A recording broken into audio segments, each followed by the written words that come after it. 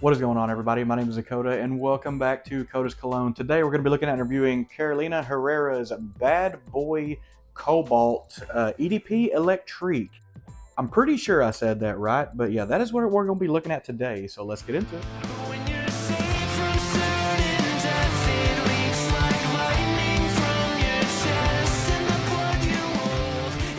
This fragrance is a little bit unique to me because this was gifted to me not too long ago. I'd never really messed with any of the Bad Boy line very much, and I put a couple of sprays of this on when I first got it, and I was pleasantly surprised at how good this smelled. Kind of threw me for a loop because I've smelled some of the other Bad Boys, and I just wasn't the biggest fan of it. I love Carolina Herrera, but I was just never the biggest fan of this specific line. But yeah, this one may be the one that turns it around for me a little bit. I'm genuinely enjoying this one. So we're going to start off by showing off the presentation. Obviously, if you don't want to watch this, just skip forward a little bit. Presentation-wise, honestly, is about as straightforward as you can get. It's a blue lightning bolt, and it stands on a little thing like that. Yeah, I'm going to drop that. Atomizer is kind of okay, feels a little weird. That might be the only complaint I kind of have about the fragrances. That feels a little plasticky. But yeah, as far as the presentation goes, definitely unique. Honestly, kind of gives me a little bit of Rabanne vibes. Everybody kind of hates on Rabanne for being a little gimmicky.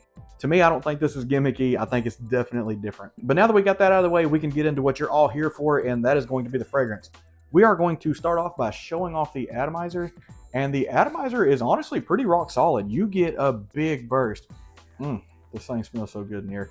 But the atomizer is solid. You get a big burst that comes out of it. It projects it pretty hard. So honestly, no complaints there.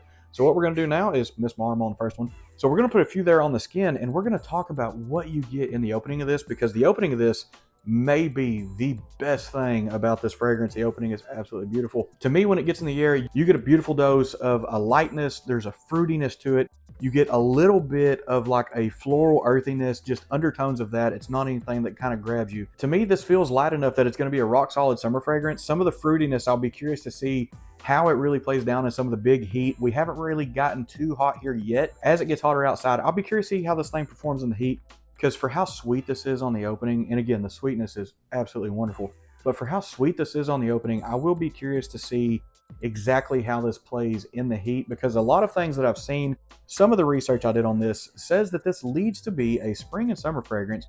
I've worn it a few times. It hasn't, like I said, it hasn't been blazing hot. I think the hottest day we've had so far has been about 90, and it did fairly well on that day. I wore it on purpose because I wanted to see how it did, and I was kind of surprised by that. But as it gets drying down on the skin a little bit, we're going to go ahead and dive into the notes of this on this. So the top notes are going to be lavender and pink pepper. You do get a little hint of that floral, but the star of the show when the opening hits is going to be the middle notes on this, because the middle notes on this are going to be geranium and plum. And believe me when I say you get a heavy dose of that plum. The way the plum mixes with some of that lavender and mixes with some of that pepper on the top, it doesn't get like that syrupy feels to it. It stays clean, and it also stays sweet. So that's a beautiful little blend that I like how they did that. The base notes on this are going to be vetiver, cedar, truffle, and oak. A little more dose of sweet on the base, but mostly going to be a wood dry down, which isn't going to be bad, because the way some of the floral and the way some of that sweetness goes as it dries down, when some of the wood notes kind of grab hold and become a little bit louder, it really does dial some of the sweetness back a little bit. And I think that's where you kind of get that good spring summer vibe. But now what we can dive into is going to be the price, performance, and the availability. Price wise, you can pick this up anywhere from that $90 to $100 range. That's going to, and again, that's going to be on discounters. Full retail, I think this goes for like $140, which as far as availability goes, everybody should have this. All the discounter shops should have this. The biggest majority of your big box stores should have this, so feel free to go in there and sample it. As far as longevity goes, I got 9 or 10 hours out of this. I was really surprised by that. And honestly, the way it stays on your skin, it kind of moves around pretty good. The sillage on this thing was about 2 or 3 feet. Also was kind of surprised by that. The projection was in the 1 to 2 feet, so it does set closer to the skin, but if you're in a position where you can get up and move around a lot, this fragrance would do absolutely good for you. There is one thing that kind of trips me up just a little bit about this fragrance though. It does remind me a little bit of a different fragrance, and it's a better version of that fragrance, but it kind of reminds me a little bit of Rissasi's Hawass Ice, because you get a heavy dose of that fruitiness, you get some of the floral, and you also get some of the wood notes in that. And the way they blend in and dry down together, it does feel eerily similar. But the difference between this one and that one is this performance is a little bit worse, which honestly I think I kind of like. But the main thing is going to be this one smells way more natural. This one doesn't come off as real synthetic-y. This one doesn't kind of have that like lingering potential cloyingness to it.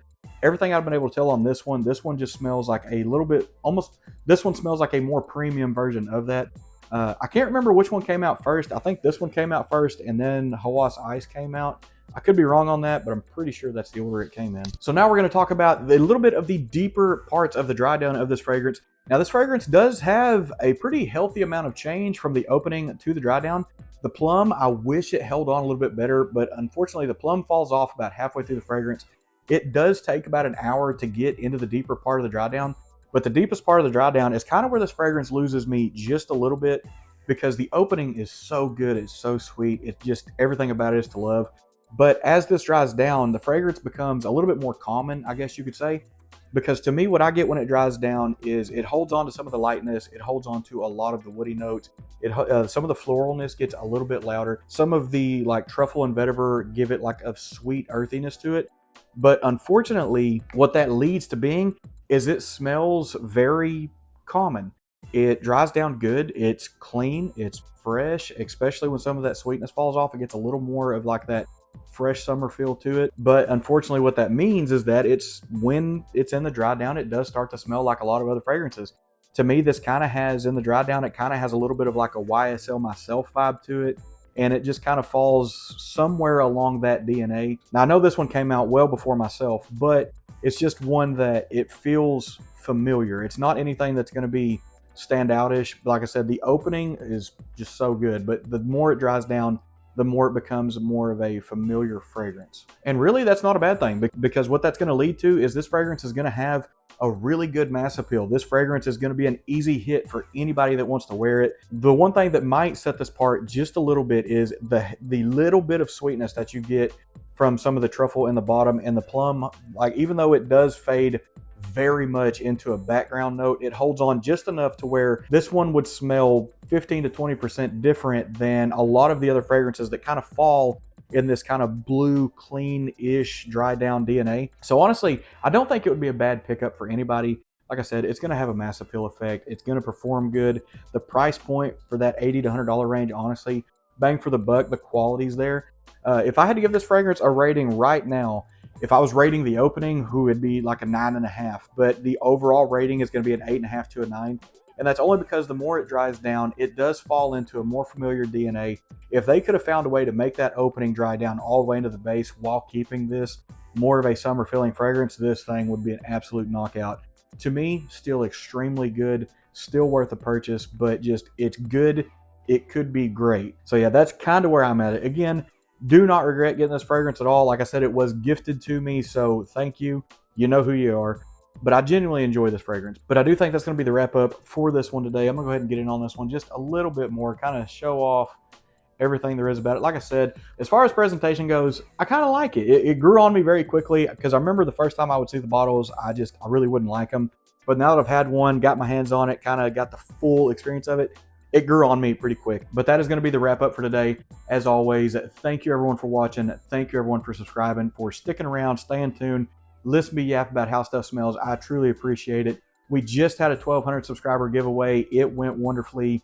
Sincerely, thank you to everyone who participated, who's choosing to stick around, listen to me yap about how stuff smells, give good feedback, give good input on how to grow the channel, of what y'all want to see. And by all means, if there's a specific fragrance or video that y'all want to see, I will do my damn to get my hands on it and get a good review of it out. So if you want something, just let me know in the comments, or I keep my email linked down in the description. Feel free to shoot me an email. I will try to get back to them as quickly as I can. But that is going to be more than enough yapping for today. Thank you everyone for watching, and we'll see you next time.